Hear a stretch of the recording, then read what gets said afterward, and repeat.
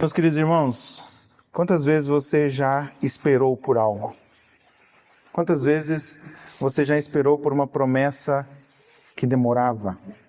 Quantas vezes você esperou por um emprego tão sonhado, por uma cura tão demorada, por uma restauração familiar, algumas questões que você esperava e que demorou e que te fez questionar?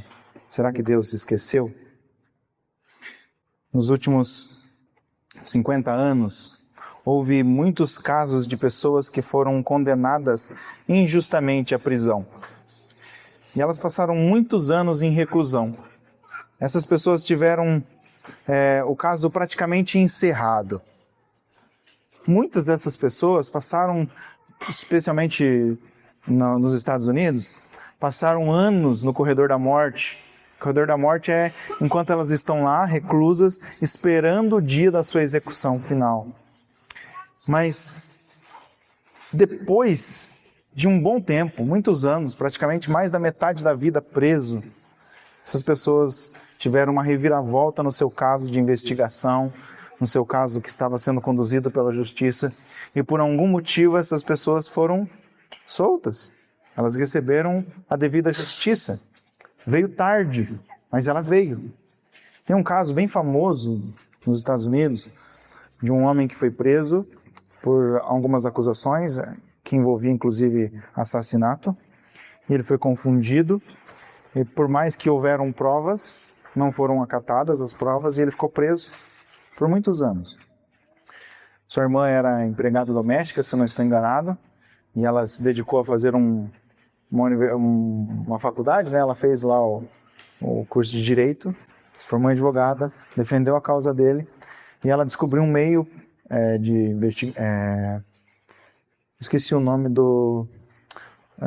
da evidência, mas é o meio que usa o DNA para vincular o acusado ou o não acusado e trazer justiça ou trazer ali a inocência, né? Provar a inocência da pessoa. E ela foi a pessoa responsável por começar esse processo. Hoje nós temos isso, é muito, muito comum. Esse homem ele ficou preso por boa parte da vida dele. Quando ele foi solto, já tinha mais da metade da vida dentro da prisão. Acho que, se eu não me engano, um ano, menos de 2 anos depois, ele veio a falecer. Ele esperava a sua liberdade, esperou praticamente a vida inteira, e quando ela veio perto de sua morte. Agora imagine um homem com 85 anos de idade, quase noventinha, né? E ele viveu 40 anos de sua vida escravo.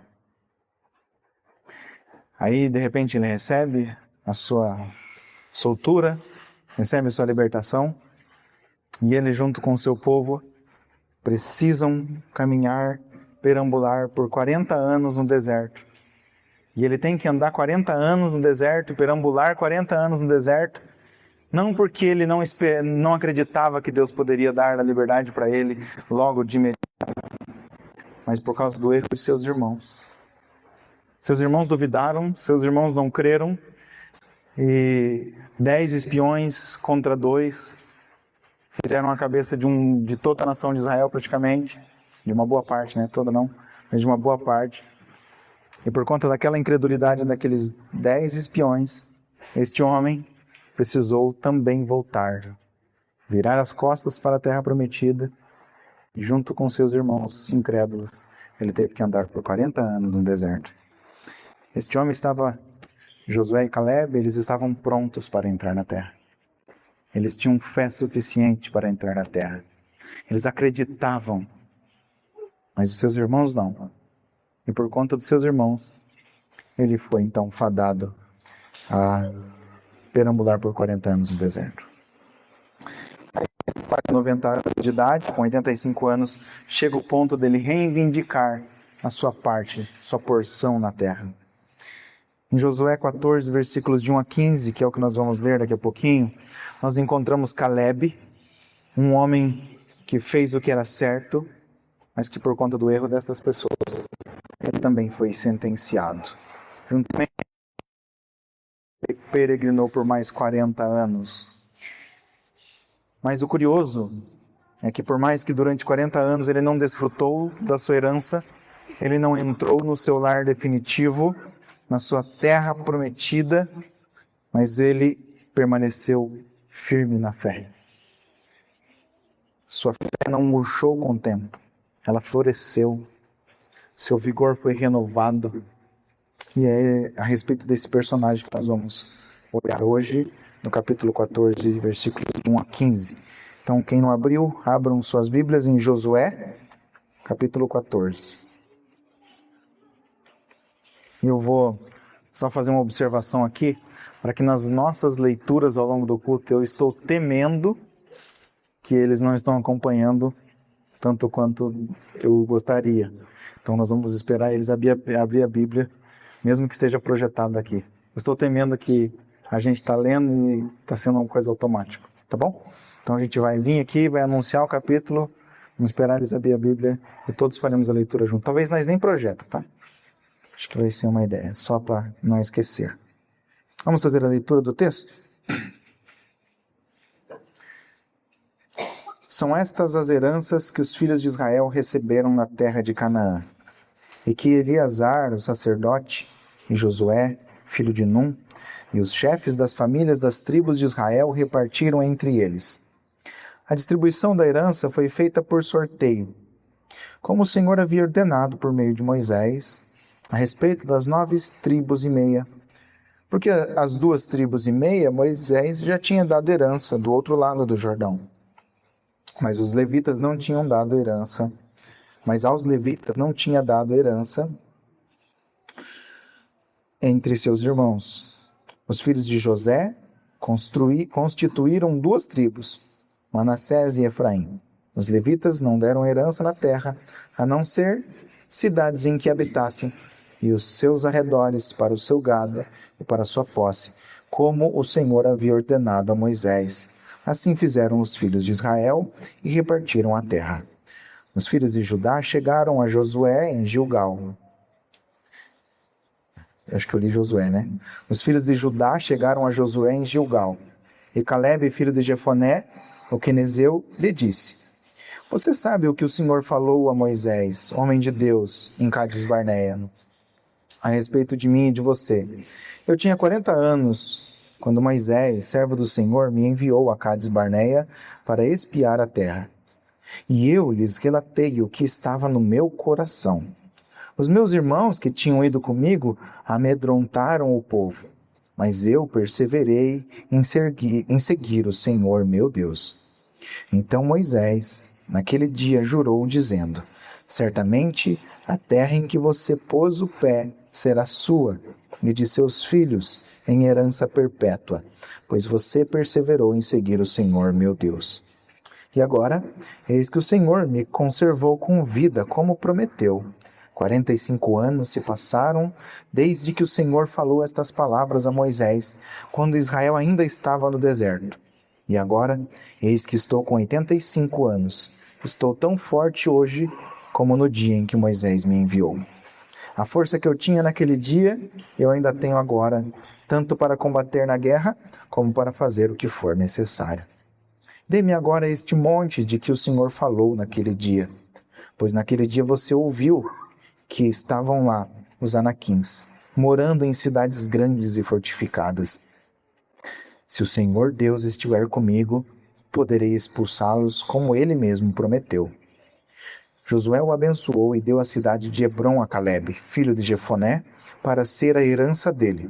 Por isso, Hebrom passou a ser de Calebe, filho de Jefoné, o quenezeu, em herança até o dia de hoje, visto que havia perseverado em seguir o Senhor Deus de Israel. Antes disso, o nome de Hebrom era Kiriat Arba, e Arba foi o nome do homem entre os anaquins. Foi o maior homem entre os anaquins, e a terra repousou da guerra. Que texto bonito, né? E nós vamos tirar algumas lições desse texto hoje.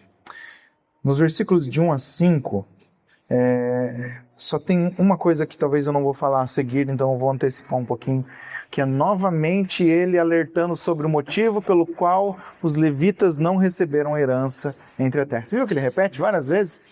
ele toma essa ideia, esse costume de ficar lembrando várias vezes. Ele parece um pastor, de fato, que fica repetindo e repetindo e repetindo. Então ele traz sempre essa lembrança, e aqui ele explica o motivo pelo qual os levitas não receberam herança na terra. Ou seja, eles não tinham uma porção de terra, um grupo de cidades para dizer, este é a herança dos levitas. E ele explica o motivo. Ele fala, os levitas receberam algumas cidades dentro de cada tribo no meio dos seus irmãos, né? Mas o motivo é por quê? Porque Josué formou 2 tribos. Né? Josué teve 2 filhos, Efraim e Manassés, e essas 2 tribos substituiu ali Levi e substituiu José. Então um ficou no lugar de José, outro ficou no lugar de Levi. E a primeira tribo que vem comparecer perante Josué é a tribo de Judá. E eles comparecem perante Josué, perante o sacerdote Eleazar, que era desse filho de Arão, né? Eles comparecem também na presença dos chefes do povo, ou seja, um líder representante de cada tribo, de cada uma das 12 tribos. Eles estavam ali, os representantes dessa tribo viriam e ali seria distribuída. Então tinha uma cerimônia a acontecer. Basicamente como é que fala quando alguém deixa uma herança? É a leitura do testamento. Era basicamente isso aí, porém da parte do Senhor, né? Então o Senhor faria ali por meio de sorte, que era liderado pelo sacerdote. Essa sorte cairia e a tribo iria recebendo a sua herança. Quando nós olhamos com um pouquinho de cuidado, nós vemos que a repartição da terra ela não era algo meramente material, era espiritual, né? E isso eu acho que antes de material ela tinha um aspecto espiritual. Tá? A gente vai ver nos próximos capítulos todas essas divisões e várias divisões, vai falar de terras e tal. É coisa muito material, mas por trás disso tudo tem algo espiritual, que é muito forte. Primeiro pela presença do líder do povo, do sacerdote, né? Então essa era uma cerimônia. Quando isto acontecia, tinha uma cerimônia solene. E em Israel não existia cerimônia solene a homens, né? Ou qualquer outra coisa. Toda vez que havia uma solenidade, era uma solenidade ao Senhor. Depois, nós vemos que Judá foi a primeira tribo a ser escolhida. E aqui tem algo curioso. Judá não foi o primeiro filho de Jacó. O primeiro filho de Jacó foi Rúben. Estamos sofrendo com esse microfone ali. Vou falar com ela depois. O primeiro filho de Jacó foi Rúben. E Rúben, ele não recebeu a benção profética de Jacó, conforme nós lemos em Gênesis 49, se eu não estou enganado. Isso, Gênesis 49, eu anotei aqui. Ele não recebeu por quê? Porque ele pecou, subindo no leito do seu pai e tomando a concubina do seu pai como mulher, né? Então Rúben não recebeu. Depois vinha Simeão e Levi, mas eles também não receberam, porque eles se empreenderam em muita violência. E o ponto mais alto da sua violência foi o caso dos siquemitas, né? Que eles foram vingar a irmã deles, que havia sido desflorada por um filho de Siquém. E aí eles cometeram esse ato violento. Então eles não receberam a bênção, tá? E por que eu coloco isso? Judá é a primeira tribo a vir, né? Eles são os primogênitos, eles recebem a maior parte da terra. Só que é curioso que nesse ponto é onde Caleb se encaixa. Possivelmente ele era um dos chefes dessa tribo, considerando que dos que saíram do Egito, somente ele e Josué permaneceram. Possivelmente ele era o chefe mais antigo, ele era o líder mais antigo da tribo de Judá. Tá? E ele vem reivindicar com ousadia a região montanhosa ali do sul de Canaã, né, como possessão que havia sido prometida por Deus, e foi prometida por conta da sua fé obediente e por conta da fidelidade de Deus. Antes de tratar da tribo de Judá, o autor aqui ele vem e introduz essa história de Caleb. Você percebe que ela está deslocada da narrativa das tribos. Os próximos capítulos, se você folhear a sua Bíblia aí, você vai ver a herança de Judá. Caleb conquista Hebron, daí tem mais um parênteses ali, né? Herança de Efraim.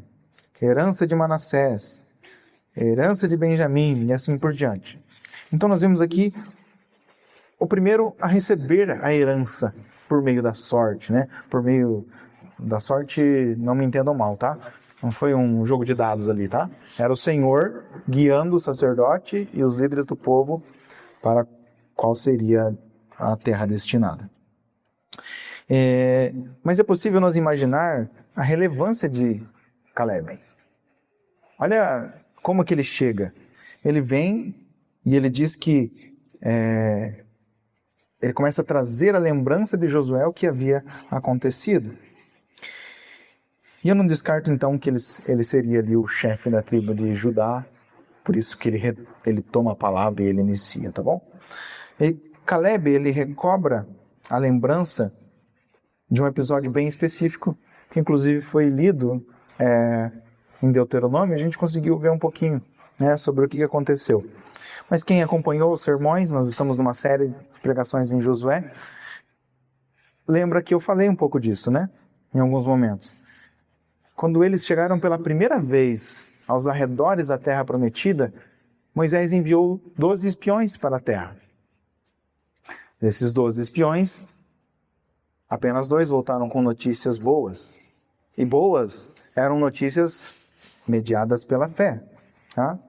Então, em Números capítulo 13, versículo 14, nós lemos que Caleb e Josué e outros 10 foram enviados por Moisés para espiar a terra, mas somente ele e Josué permaneceram fiéis e confiantes no Senhor, de modo que eles relataram com ânimo a grandiosidade das bênçãos que aguardavam na terra. Já o restante dos espiões, eles permaneceram infiéis, duros e não confiantes. Ao contrário disso, quando eles começaram a falar mal, porque eles até disseram assim, não, a terra é boa mesmo, tem coisa boa lá, só que também tem gigante, tem cidades fortificadas. O exército armado deles é muito grande, a fugir de vista. Eles fizeram várias comparações, nós não vamos vencer, não tem como vencer. Que perspectiva que é essa? Uma perspectiva humana. É uma perspectiva sem fé.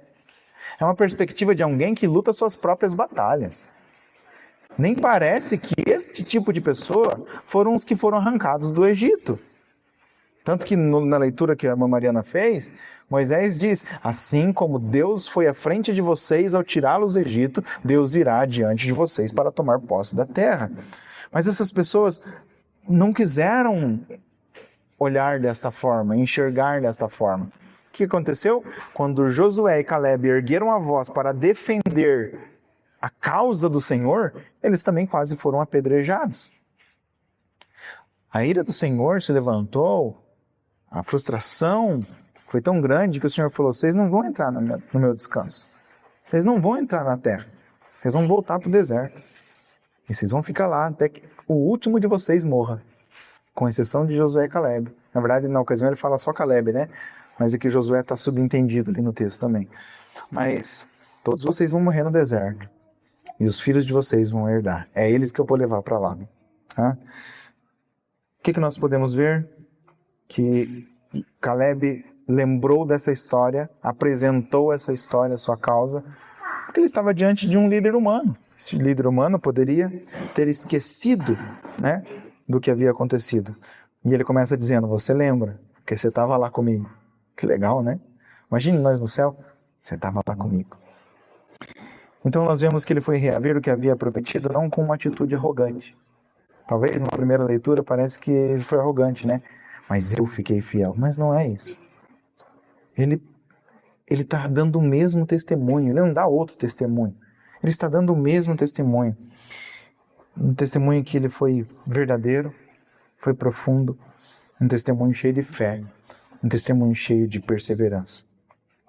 E é bonito notar em seu testemunho que apesar de ele estar aguardando esta parte na terra há muito tempo, a benção do Senhor estava com ele durante todos esses anos. Vocês perceberam isso?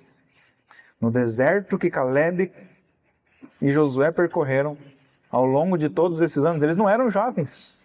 Vocês viram as batalhas que Josué liderou antes disso? Você viu o testemunho dele aqui? Eu tenho 85 anos. Talvez Josué era até um pouquinho mais velho que ele, porque Quando ele é mencionado, ele já é mencionado como um comandante do exército. Então, eles não eram tão jovens.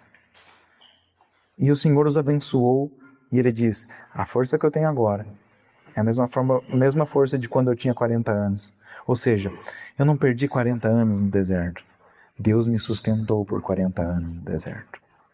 Eu não perdi 40 anos perambulando com os meus irmãos. Eu não envelheci, eu não enfraqueci. Eu estou forte, eu continuo. O Senhor me abençoou. E ele diz algo muito importante. Eu estou disposto a fazer o que for preciso. E não só a fazer o que for preciso, mas a tirar os gigantes da terra que estão lá, na terra que eu espiei e que Deus prometeu que eu vou herdar. E aí, aqui a gente vê que possivelmente esses gigantes eles retornaram, tá? Eles retornaram para a terra. Vocês lembram que Josué havia expulsado eles, né? Eles venceram aquelas batalhas. Boa parte daqueles povos foram expulsos, foram derrotados, foram eliminados. Alguma parte ficou, mas os gigantes não ficaram. Os gigantes eles foram para a terra dos filisteus e ficaram lá naquelas 5 cidades dos filisteus. Lá no capítulo 11 a gente vê isso de Josué. Mas aqui ele está dizendo assim, se o Senhor estiver comigo, eu expulsarei esses gigantes. Como ele expulsaria, sendo que eles já tinham havido sido expulsos? Né? É porque possivelmente, no capítulo anterior a gente viu, né, que houve até um certo relaxamento neles. Josué precisou falar, vocês têm que tomar posse, vocês têm que vencer a guerra, vocês têm que tomar conta da herança de vocês. Então ele reuniu as tribos para dividir a herança, para que eles pudessem terminar a conquista. Tá? Então os gigantes possivelmente haviam voltado, se reinstalado já nesse tempo, e aí ele estava disposto a inclusive expulsar gigantes. Um velhinho de quase 90 anos falou, não, deixa o gigante comigo que eu venço. E ele não fala eu venço, né? Se o Senhor estiver comigo. Versículos de 13 a 15, então Deus vem honrando e demonstra que a fé de Caleb é digna de receber a herança que ele prometeu. Caleb é um exemplo de um homem de fé, um homem de perseverança, que Deus abençoou, usando ele como instrumento para vencer batalhas, e por fim, lhe recompensou com grandes porções de bênçãos materiais, que envolvia a sua própria disposição física, sendo ali a sua saúde, né, sua força física mesmo, e também a repartição da terra. A perseverança de Caleb na fé foi uma perseverança que se demonstrou obediente, mesmo correndo o risco de morrer apedrejado pelos próprios irmãos, na ocasião em que ele defendeu a vontade de Deus, lá em Números 13 e 14. E o testemunho dele foi um testemunho de alguém que contemplou com os olhos o resultado de uma fé obediente, né? Uma fé obediente que não ficou no campo intelectual, mas que ele praticou. É claro que possivelmente ele tendo recebido a recompensa por sua fidelidade, por sua perseverança, ainda assim ele e todo Israel esperavam a posse completa da terra. Então, nesse sentido, Caleb aqui ele já havia recebido sua parte, mas ainda não estava completa. Israel já havia recebido sua parte, mas ainda não estava completa o seu descanso. Caleb ele foi um homem batalhador, ele foi um homem fiel, foi um servo submisso, perseverante, mas existe algo silencioso em suas características. A paciência dele. Na ocasião em que ele sofreu as consequências da desobediência de outras pessoas, sua fé, juntamente com a de Josué, foram testadas. Apesar da esperança que o Senhor lhe garantiu por meio de Moisés, todavia, ele foi provado, pois teve que virar as costas, como eu disse, para a terra prometida, e caminhar em direção ao deserto. E lá ele peregrinou por mais 40 anos. Nós ouvimos falar, Nós lemos o que Caleb falou em Números 13 e 14, e depois Caleb não fala mais nada. É mencionado Caleb em Deuteronômio e em alguns outros textos antes de Josué, mas Caleb volta a falar, a dar um discurso somente aqui em Josué 14. Nós vemos ele se colocando fielmente ao lado da vontade de Deus, mas após a decisão do Senhor Deus, em fazer toda aquela geração perversa perecer no deserto, não vemos ele pronunciar nenhum discurso. Ele volta a falar, e quando ele volta a falar, ele lembra justamente do que havia acontecido no episódio anterior. E ele diz que o que ele havia feito ao espiar a terra foi um relato fiel. Ele permaneceu fiel ao Senhor. E ele fez isto, seu relatório, sua análise, não foi uma análise humana, foi uma análise baseada no que ele viu pela fé. Interessante isso, né? Os outros 10 também viram coisas. E eles também viram boas coisas. Eles também confessaram que os cachos de uvas 2 homens não conseguiam abraçar. Mas a visão deles não era pela fé. Mas a de Caleb, sim. Quando nós olhamos para isso de um ponto mais amplo, ou seja, observando a vida de Caleb como um todo, dentro daquilo que a Bíblia nos conta a respeito dele, nós podemos notar que ele não reagiu negativamente. Caleb, ele não se revoltou. Muito pelo contrário, seu testemunho atual em Josué 14 demonstra o quê?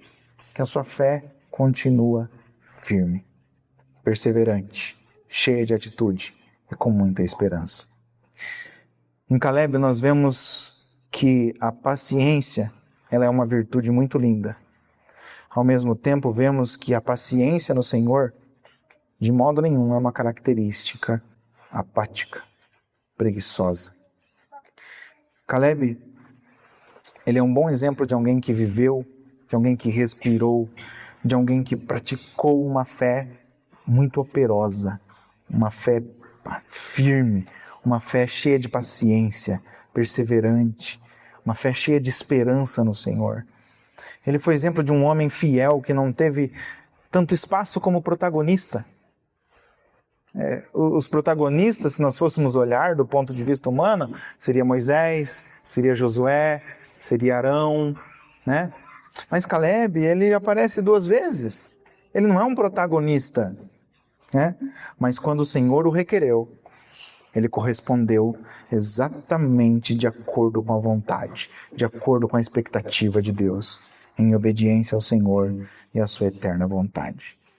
Diante deste grande exemplo, eu gostaria de conduzi-los a meditar no Senhor sobre algo muito importante para a nossa vida cristã.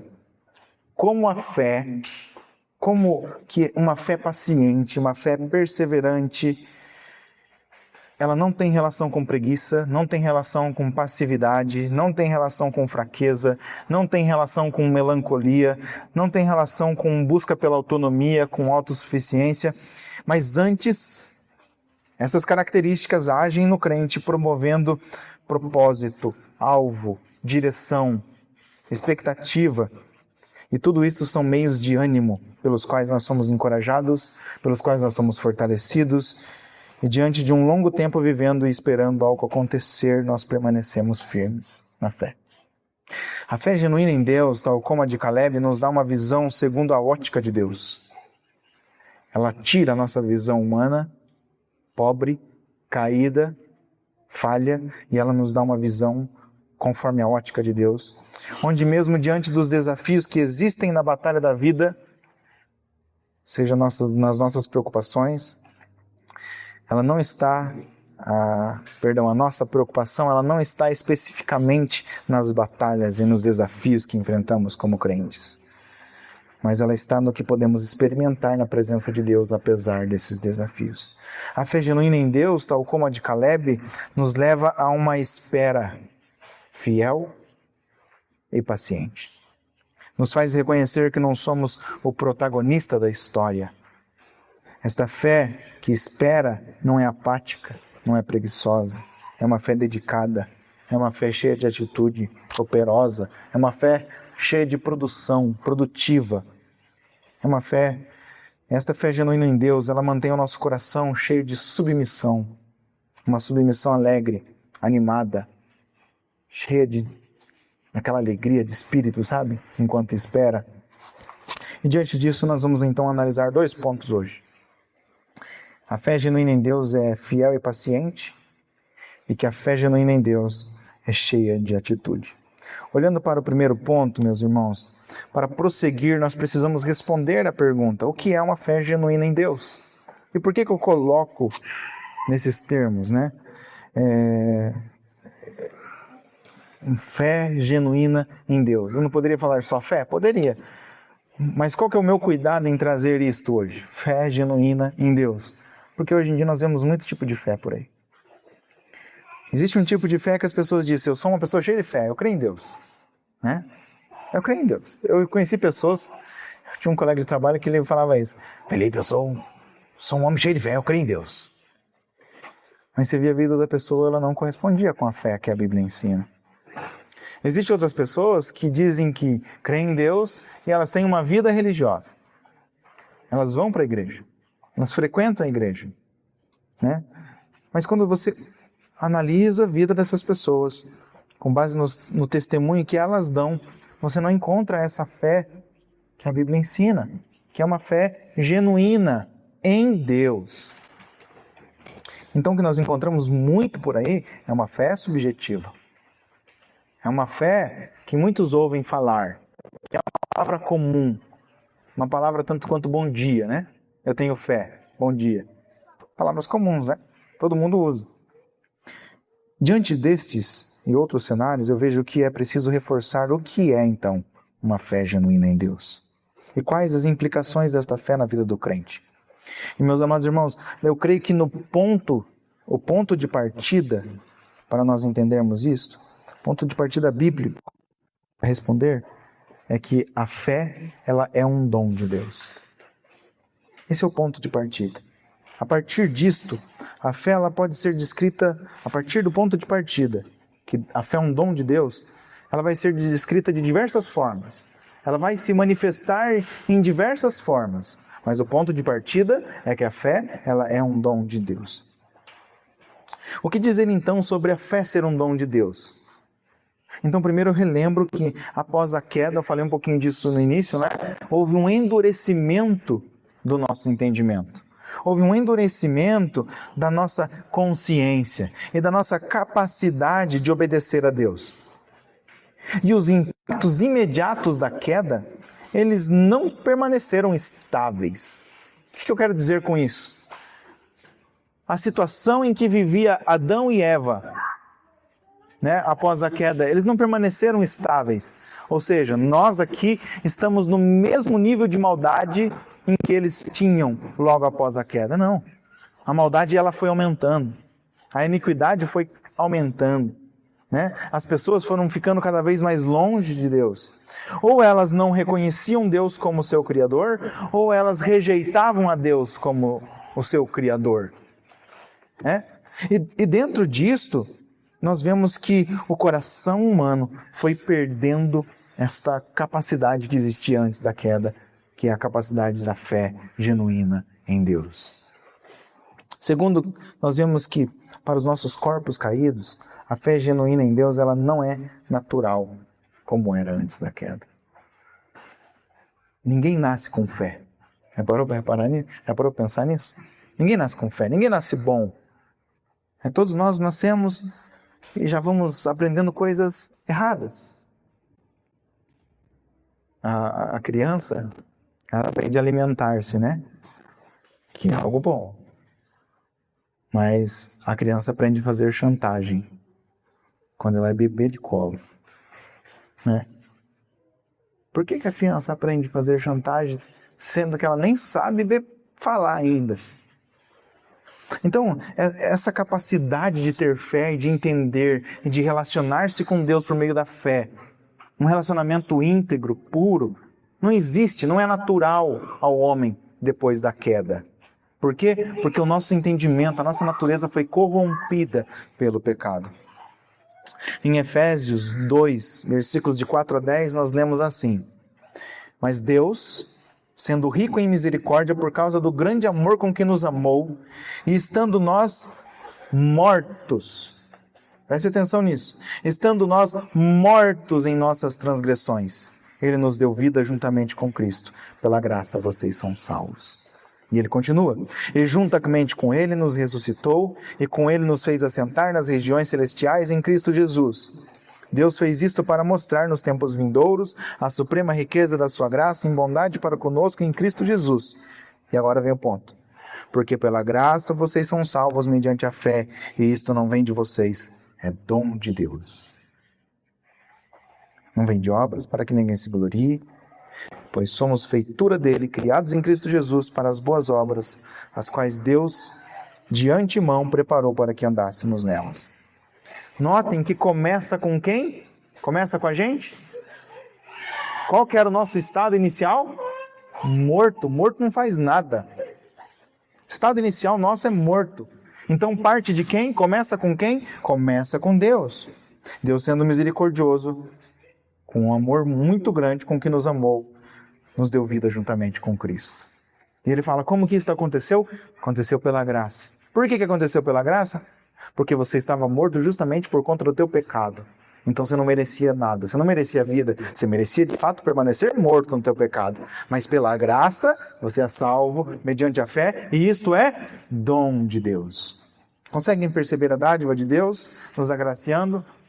Conseguem perceber a dádiva de Deus nos dando convicção de quem Ele é? É pela fé, é pelo agir dEle, é pelo regenerar dEle que nós conseguimos perceber, que nós conseguimos entender quem somos, aonde estamos, quem é Deus e como nós devemos agir. Efésios 2:10 diz que somos feitos e criados em Cristo Jesus para as obras. E Ele preparou estas boas obras antecipadamente para que nós pudéssemos andar por ela. Começa com Deus, continua com Deus e termina em Deus. O ponto de partida é Deus. Agora, olhando para o caminho que nós temos que percorrer. Ponto de partida, Deus. Dom de Deus, vem dele. Agora, o caminho que nós temos que percorrer, então nós chegamos no ponto que se conecta com o nosso texto. Eu espero que vocês estejam me acompanhando. Muitas vezes, nossa vida irá se deparar com circunstâncias muito parecidas com a do nosso querido amigo Caleb. Tá? E diante dessas circunstâncias, nós somos testados a demonstrar a fé que existe em nosso coração. Se é uma fé genuína ou não. Ou seja, uma das funções, não é a única, mas uma das funções das provações, uma das funções dos sofrimentos, uma das funções dos dilemas que enfrentamos, vem para confirmar qual é a natureza da nossa fé. Se a nossa fé nos faz permanecer firmes ou se nós esmorecemos. Ela vem até para corrigir rotas tortuosas de nossas vidas. Sabe quando nós tomamos rotas que Deus não disse para tomar essas rotas? Que as placas diziam, não entre aqui, a gente vai lá e entra aqui. Deus muitas vezes nos permite passar por essas situações de provação e sofrimento. Agora, tornando mais prático. Assim como Caleb, muitas vezes nós somos expostos a essas extremas dificuldades. Dificuldades contra a nossa vontade. É fácil entender, tomei uma rota errada, entendi que tomei a rota errada, então agora eu preciso voltar, mas demora a voltar, entendi, a responsabilidade é minha. Mas e quando não é eu o responsável? E quando o responsável é meu irmão? E quando o responsável é aquele que esteve comigo debaixo do telhado, quando os umbrais da porta estavam pintados do sangue do cordeiro e que o anjo da morte passou por cima? Ele estava lá comigo, mas por conta do erro dele, agora eu tenho que voltar para o deserto. Aquele que não sofreu as pragas do Egito, a partir da segunda, terceira, junto comigo, agora chegou aqui e ele falhou. E ele não só falhou, ele convenceu os demais dos meus irmãos. E ele não só convenceu os demais dos meus irmãos a não entrar na terra, mas ele também pegou em pedra para me matar. É difícil. Você já se viu numa situação parecida a uma de Caleb? Você já se deparou com uma grande dificuldade em sua vida que foi inevitável deixar de passar por ela? Você já se deparou sofrendo as consequências dos erros de outras pessoas? Você já viu seus sonhos se tornando distantes sem que você pudesse fazer nada para reverter isto? Qual foi a sua resposta de fé nesta ocasião? Aqui está o caminho a percorrer. O ponto de partida é fácil entender, né? Uma vez que nós entendemos pela graça, tá? Fácil de entender uma vez que entendemos pela graça. Mas sozinhos não. Mas para nós que já recebemos a graça, o Evangelho de Cristo Jesus, olhamos para o texto de Efésios 2, ok, entendo, eu estava morto, mas o Senhor me deu vida. E isso é dom de Deus, não vem de mim, não vem de obras. Tá? Então, nós entendemos isso. Mas e o caminho a percorrer? Esse é o caminho mais difícil, porque nós muitas vezes negligenciamos ele. E aqui que está. Após Deus ter feito esta fé nascer em nosso coração, o caminho a percorrer nada mais é do que viver a vida comum e diária, respondendo corretamente, como alguém restaurado pela fé e que agora vive pela fé. Alguém chamado a viver para as boas obras, que o apóstolo Paulo colocou lá no versículo 10. É muito comum que nós respondamos como? Com impaciência. Eu quero agora. É muito comum que nós respondamos como? Com murmuração, com desobediência, com infidelidade. E meus amados irmãos, minhas queridas irmãs, eu julgo que a fé que nós praticamos aqui na Igreja Batista Reformada de Araucária, ela é uma fé genuína, pelo menos eu espero assim, né? Eu imagino que a fé que nós praticamos, que cada um de vocês tem dado testemunho de uma fé genuína. Mas diante disto, nos traz uma grande responsabilidade. Esta fé, ela deve ter aspectos de uma fé genuína. Ela precisa ser fiel, ela precisa ser paciente. Né? Não se limitando apenas a isto, tá? Mas é que eu estou trazendo isto como o reflexo do que o texto está ensinando. Isso significa que nós devemos ter conhecimento da vontade de Deus. Vontade de Deus revelada na sua palavra. Nós devemos ser fiéis a isto. Nós não podemos nos permitir agir por conta própria, correndo atrás da nossa autonomia, buscando resolver as coisas na força do nosso braço. Nós não podemos nos permitir agir de acordo com o que nós julgamos ser o melhor jeito de agir. Atrás de uma autossuficiência, talvez. Nós não podemos. Caleb, ele poderia ter ido com os demais israelitas. Sabe o que aconteceu? Depois que Deus falou, vocês vão voltar para o deserto e todos vocês vão morrer? No dia seguinte eles acordaram e falaram, não, hoje nós vamos lutar. Hoje nós vamos entrar na terra e nós vamos conquistar a terra. Se Deus falou que vai dar para nós, eu não quero andar 40 anos no deserto. Egoísmo. Não aceita a disciplina de Deus. E Caleb, olhando para os seus irmãos, podia falar, bom, agora eles estão cheios de coragem, eu vou com eles. Mas o que Caleb fez? Não foi com eles. Ele não resolveu com as suas próprias mãos. Ele não foi atrás da sua autonomia. Ele não foi atrás de colocar o que ele pensava. Pense você no lugar dele. Imagine que seus irmãos cometem um grande pecado. Eu ficaria frustrado. Por causa desses caras aí eu não vou entrar na Terra Prometida. Possivelmente, eu poderia falhar.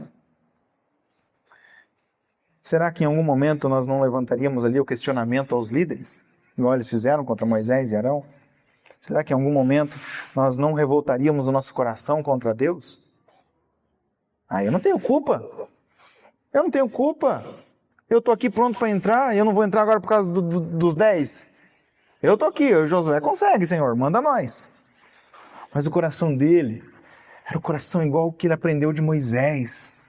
Quando Deus disse, eu vou destruir essa geração e vou fazer de você uma nação, Moisés disse, não, Senhor, o que vai ser dito do teu nome, quando as nações ouvirem falar que o Senhor matou aqueles que o Senhor tirou do Egito aqui no deserto. Moisés estava preocupado com o testemunho de Deus, Josué estava preocupado com o testemunho de Deus, Caleb estava preocupado com o testemunho de Deus. Nós devemos estar preocupados com o testemunho de Deus. O que vão dizer do nome de Deus se a igreja de Araucária vacilar na fé? Outro fato importante que nós podemos olhar é que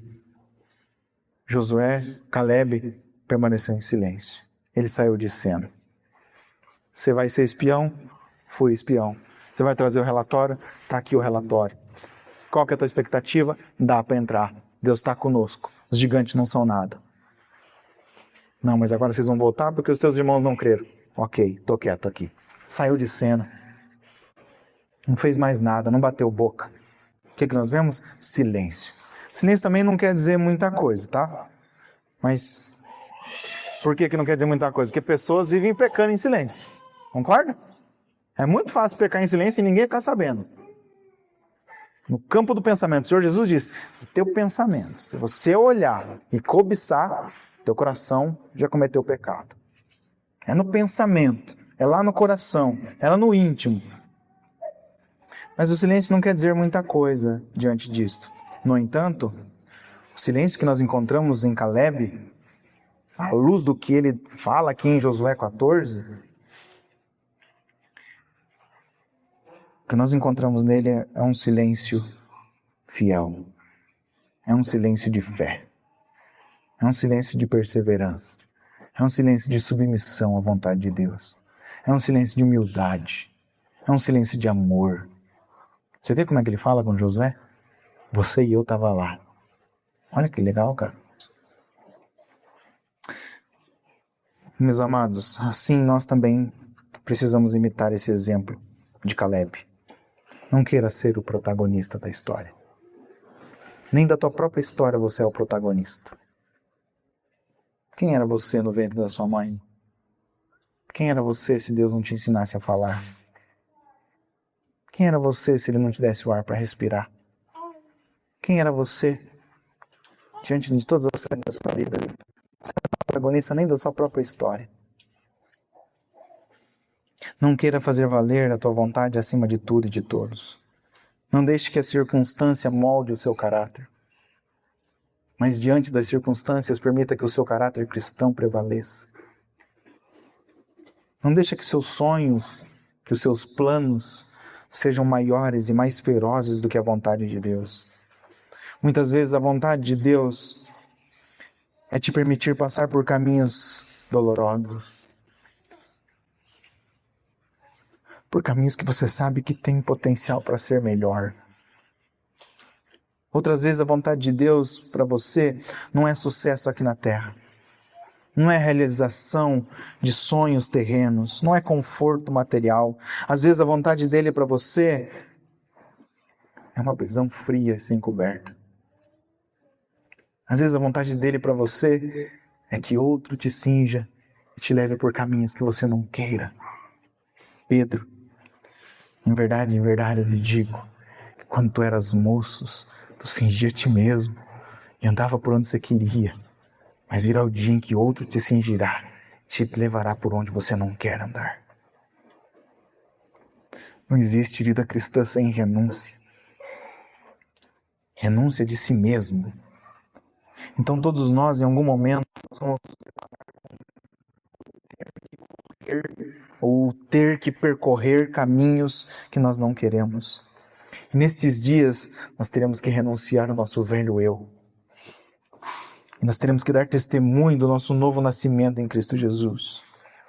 Nós devemos estar abandonando, renunciando à nossa impaciência, nossa má vontade, nossa murmuração, nossas palavras, o nosso fazer valer a nossa opinião, a nossa busca por protagonismo, a nossa busca por reconhecimento.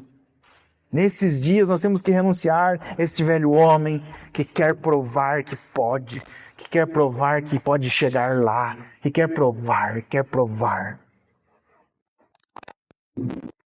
Nós teremos, através da nossa fidelidade e paciência,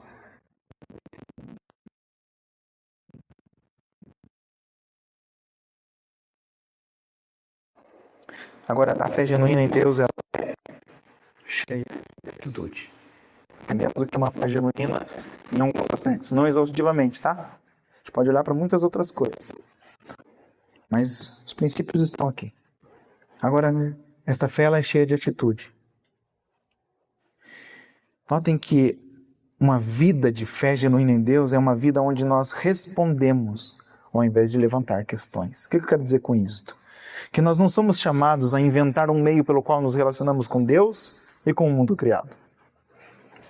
Deus criou e Ele já criou o meio pelo qual nos relacionamos.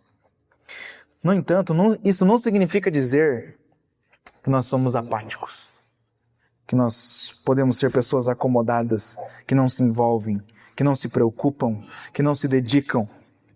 Porque viver dessa forma seria o mesmo que viver uma fé preguiçosa. E uma fé preguiçosa não é uma fé genuína em Deus. Como nós podemos encontrar isto no texto de hoje? Caleb diz a Josué, preste atenção nisso. A força que eu tinha naquele dia, eu ainda tenho agora, tanto para combater na guerra, como para fazer o que for necessário. Olha isso, gente. Ele não sabia o que ele tinha que fazer, mas para fazer o que for necessário. Olha a fé desse camarada. Dê-me agora este monte de que o Senhor falou naquele dia, pois naquele dia você ouviu que lá estavam os anaquins. Os anaquins eram os descendentes dos gigantes, tá? Eles eram gigantes, morando em cidades grandes e fortificadas. Se o Senhor Deus estiver comigo, poderei expulsá-los, como Ele mesmo prometeu. Preste atenção numa coisa. Nós hoje temos uma perspectiva muito superficial do que eram os gigantes. Os gigantes hoje para nós é um aqui e outro lá. Mas tinha uma cidade inteira de gigante. Não só uma, tinha algumas cidades inteiras de gigantes. Tá? Então eles eram um povo mesmo. Então a fé desse camarada aqui, de estar disposto a fazer o que for necessário, e que se o Senhor estivesse com ele, inclusive eles expulsariam os gigantes de novo, não está nele. Ele tem 85 anos de idade. E o testemunho dele é o quê? Eu só tenho força agora com 85 anos porque Deus me sustentou com essa força. E ele continua dizendo que a terra que ele havia pisado era uma terra de gigantes. E ele poderia então expulsar esses caras ali. Caleb diz que se o Senhor estiver com ele, ele entende quem ele é. A fé genuína é o reconhecimento de quem Deus é e de quem você é. E isto vem do regenerar do Espírito. Como nós podemos viver à luz desta verdade? Como que isto aqui se aplica a nós? Nós precisamos submeter ao Senhor toda a nossa vontade. Nós precisamos submeter o nosso querer, a nossa vontade, à vontade de Deus. Quando a vontade do Senhor se demonstrar diferente da nossa, pense nisto. Sabe aquelas situações na vida que você não quer passar? Todo mundo aqui já enfrentou uma situação na vida. Eu não quero passar por isso aqui. Né? Todo mundo aqui já lutou para sair de uma situação porque não queria estar vivendo aquela situação. Todo mundo já foi... Quem fez faculdade foi fazer faculdade porque não queria continuar vivendo naquela situação. Queria ter um curso onde pudesse ter um emprego, condições melhores. Né? Todo mundo aqui já foi trabalhar porque não queria continuar vivendo numa outra situação. Todo mundo aqui já foi no médico porque não queria continuar com dor. Né? Então pense mais ou menos essa é a ideia. Quando precisamos submeter ao Senhor sua vontade, e quando a vontade dele se demonstrar diferente da nossa, quando a vontade dele nos levar a percorrer caminhos distantes daquela que nós idealizamos, quando a vontade dele quebrar os nossos sonhos, quando a vontade dele frustrar os nossos planos. Já fez plano frustrado? Eu já fiz alguns. Agora vai. Quebrou. Agora vai. Não foi. Agora deu. Não deu. Falta pouco. Faltou muito.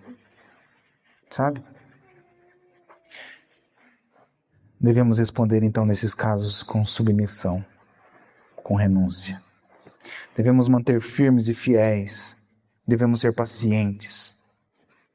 Mas não só isso. Porque isso aqui é a forma passiva, né? Eu aceito, eu entendo. Eu não gostaria, mas eu aceito, Senhor. Agora vem a fé cheia de atitude. Uma fé cheia de atitude, ela vem com vontade. Ela vem com ânimo. Ela vem com alegria diante dessas situações. Ela vem com disposição. Ela vem com energia. Ela vem com envolvimento. Tem gente que quando a vida dele está ruim, ele se envolve menos. Quando a vida dele está indo de uma forma que ele não queria, ele não se envolve tanto, ele não tem tanta dedicação, não se aprofunda, não lê. Não, mas quando a fé genuína, ela te leva, não, eu estou passando pelo vale, mas é agora então que eu vou. Essa alegria. Então não dê espaço para o desânimo. E não permita ser improdutivo, ou ficar com um espírito abatido, igual o do rei Acabe. Vocês lembram da história do rei Acabe? Lembram quando ele quis a vinha de Nabote? Ele falou, me venda a tua vinha, ela fica do lado do meu palácio. Mas Nabote tinha aquela vinha de herança do seu pai, era a única herança que ele tinha, ele não vendeu. Acabe, aquele menino mimado, um rei de Israel, menino mimado não aceitava um não. Menino mimado não aceitava o Senhor dizer para ele, alguém dizer para ele, não vou vender, não quero vender.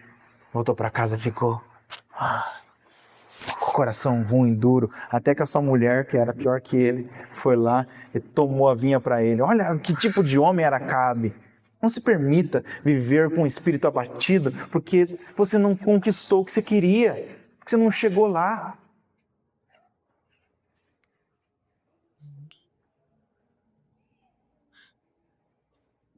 Nossa fé operosa, ela pode nos fazer a vencer batalhas, inclusive gigantes.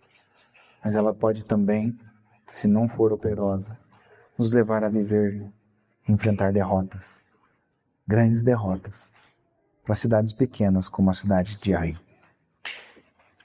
Você está disposto a fazer o que for preciso em prol da fé?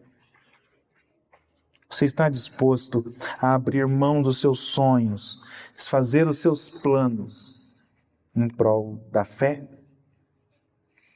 Você está disposto a, em outras palavras, se colocar em submissão, em direção aos caminhos de Deus, aos caminhos que Ele pretende te conduzir, mesmo que isto te leve a viver diferente do que você sonhou? Em outras palavras, você aceita caminhar 40 anos no deserto, sabendo que você poderia hoje e agora entrar na terra prometida e herdar a terra que você recebeu de promessa? É promessa, foi Deus que prometeu. Você aceita ter que esperar 40 anos sem murmurar, sem maldizer, sem espernear, sem lutar para que a sua opinião prevaleça a qualquer custo, sem perder a paciência, sem cometer maledicências, sem buscar resolver o problema do deserto com as suas próprias mãos, assim como aqueles israelitas fizeram naquele dia? Agora é o ponto que pega. Será que nós estamos dispostos a tornar isto prático?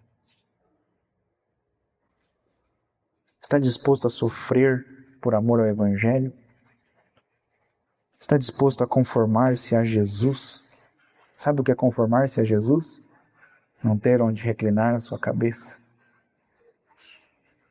As pessoas que chegaram a Jesus, que ele falou assim, as raposas têm covis, os pássaros têm seus ninhos, mas eu não tenho onde reclinar a cabeça. Consegue carregar isto? Siga-me. Está disposto a parar de dedicar a sua vida em prol de sonhos terrenos? Está disposto a passar de dedicar sua vida por coisas materiais do reino de Deus e por meio da sua justiça, confiando que Ele acrescentará as demais coisas? Será que estamos dispostos a isto? De acordo com as nossas respostas, nós teremos um vislumbre se a nossa fé ela é genuína em Deus, ou se a nossa fé ela é apenas uma prática religiosa que nos leva a preencher algum vazio do nosso coração. E é duro dizer isto, mas ela é uma verdade bíblica. É duro falar disto. Sabe por quê? Porque nós todos aqui, começar de mim, estamos ensopados de emoções humanas, de expectativas humanas, e as expectativas humanas vislumbram o quê? O crescimento, a evolução, a liberdade, a autonomia. Só que quando eu olho para essas características, confrontando com a palavra de Deus, eu encontro aonde? Na queda. Antes da queda eu não encontro isso. Em Eva, autonomia. Antes disso eu não encontro isso. E eu não posso desviar disso. Se esta é a vontade que a Bíblia revela, eu tenho que encará-la. E ao encará-la, eu tenho uma resposta a dar. Eu aceito ou eu não aceito? Eu vou viver assim agora ou eu não vou viver assim agora? E olha, presta atenção no que eu estou dizendo. Não estou dizendo para você, a partir de hoje, chegar amanhã no seu emprego, pedir sua conta, né? Cancelar seu curso e parar de fazer tudo que você está fazendo. Não estou dizendo isso. Eu estou dizendo aonde está o teu coração. Esse é o ponto. Se tudo que você faz, ele está conectado com a fé genuína em Deus. Eu trouxe alguns exemplos mais comuns. Agora, no entanto, eu vejo que hoje em dia, a cosmovisão das pessoas e mesmo dos crentes, ela tem sido voltada para aqui e agora. Nossa cosmovisão não está voltada igual a de Caleb. Não, eu aceito voltar para o deserto. Deus não falou que eles iam ficar 40 anos. Já pararam para pensar nisso? Eles ficaram 40 anos, mas Deus não disse, vão voltar e vai dar 40 anos e então vocês entram. Deus não falou. Deus só falou assim, vocês vão voltar para o deserto. Caleb esperou pelo dia em que Deus o colocaria na terra, sem saber que dia era. Nossa expectativa está no aqui e no agora. Nossa energia está sendo descarregada toda para as coisas deste mundo. A nossa energia para as coisas do reino de Deus, ela é baixíssima. Nós somos muito pessimistas com dedicar energia para o reino de Deus. E com isso nós podemos estender esta confrontação para outros campos de nossa vida. Nosso relacionamento conjugal, nosso relacionamento de pais e filhos, nosso relacionamento com a congregação, nosso relacionamento com a vizinhança, com a sociedade, no trabalho, na vida financeira, vida acadêmica, profissional, entre outras coisas. E tudo isso deve ser confrontado pela fé. Deve ser moldado pela fé. Não uma fé qualquer. Não uma fé que eu inventei. Não uma fé que eu falo, essa aqui dá para mim, então eu quero. Aquela fé lá, ó, daquela igreja, eu quero aquela. Não, é a fé que Deus dá. Se nós, enquanto igreja de Aural, cara, queremos ser uma igreja bíblica e vamos buscar com todas as nossas forças ser saudáveis biblicamente, é esta fé, é a genuína em Deus. É a fé que Ele dá pela graça. Isso fica para que nós possamos pegar hoje essa palavra e levar ela aos cantos mais escuros do nosso coração, aos campos dos nossos corações nos quais ainda vivemos em trevas. Vou usar um pouco de alegoria que o Tiago estava conversando com o Tiago para ver se vocês conseguem entender. Assim como Israel estavam aqui, eles já tinham entrado na terra, já tinham tomado posse, e agora Josué está chamando a atenção deles, vamos tomar posse da terra, porque vocês têm uma cidade lá para vocês conquistar, tem outra cidade lá para vocês conquistar. O nosso coração também, ele já foi conquistado por Deus. O Espírito Santo já mora em nossos corações, desde quando nós cremos em Cristo Jesus como nosso único e suficiente Salvador. No entanto, existem áreas dos nossos corações que ainda vivem em trevas. E estas áreas precisam ser dominadas pela fé. Enquanto vivermos em trevas em algumas áreas dos nossos corações, nós não vamos decidir de acordo com a fé. Mas toda a nossa vida, não uma parte dela, toda a nossa vida deve ser iluminada pela fé em Cristo Jesus. Amém? Diante disso, eu te encorajo a confrontar profundamente sua vida, seu modo de viver, seus sonhos, seus planos. Confronte tudo isso com a fé genuína que a palavra de Deus ensina. E se houver alguma coisa que se oponha à fé genuína, é isto que você deve renunciar.